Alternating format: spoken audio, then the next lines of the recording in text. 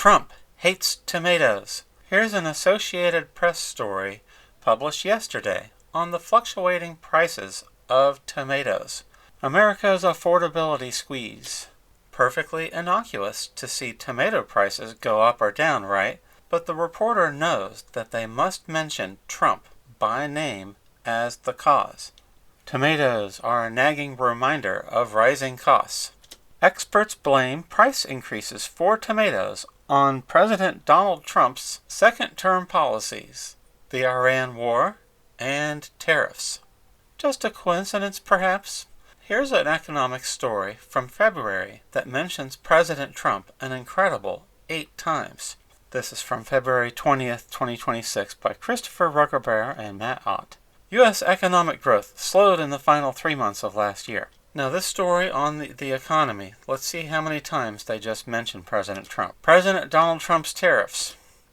President Donald Trump's tariffs again. Trump attacked. Trump posted.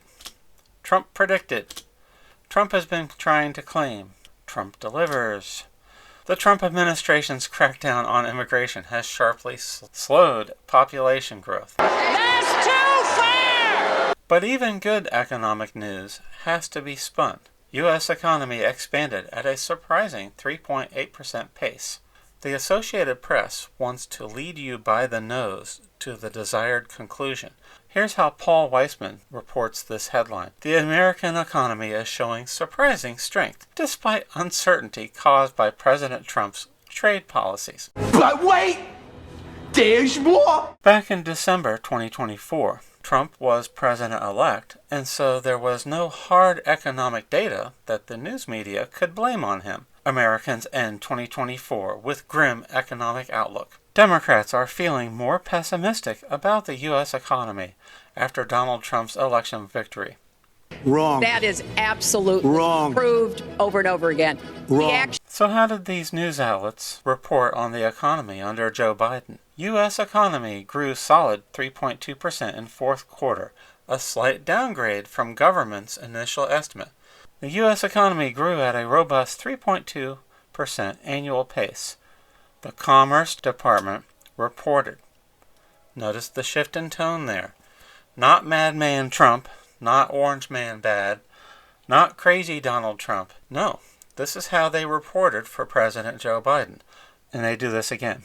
The fourth quarter GDP numbers were revised down from the 3.3% pace Commerce initially reported last month. So this would be reported as a crazy Trump lie if it was done today. But here, this correction is not reported in any negative terms at all. It's not personalized to point the blame at Joe Biden for having the figures wrong the previous month. There's none of that. It's just, here's the slightly revised estimates. U.S. economy shows continued growth, according to Commerce Department estimates. And this is, in fact, the whole story. There's no personalization. There's no quote from experts telling you how much Donald Trump hates you and is destroying the American economy, because there was no such style guide when Joe Biden was president. So the next time you see an economic story blaming the current president personally for the price of tomatoes, don't plan your financial future and your investments around such reporting. Thank you.